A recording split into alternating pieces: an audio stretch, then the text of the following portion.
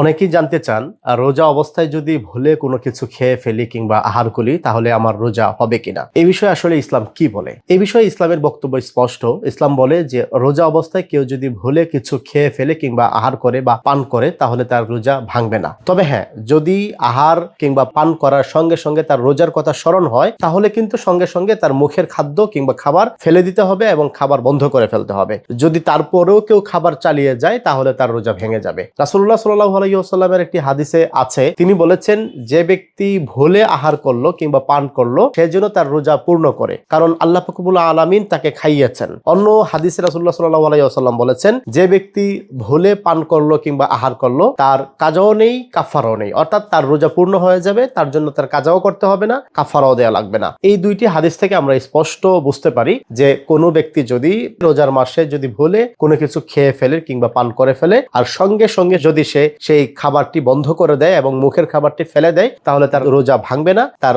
রোজা পূর্ণ হয়ে যাবে। তো প্রিয় দর্শক, আমরা রমজান মাস শুরু হয়েছে, শুরুতে অনেকেরই ভুল হতে পারে, অনেকেই পূর্বের অভ্যাসের কারণে কোনো কিছু রোজার মাসে খেয়ে ফেলতে পারেন। যদি খেয়ে ফেলেন তাহলে টেনশনের কিছু নেই, সঙ্গে সঙ্গে স্মরণ হওয়ার সঙ্গে সঙ্গে আপনি খাবার বন্ধ করে দিবেন।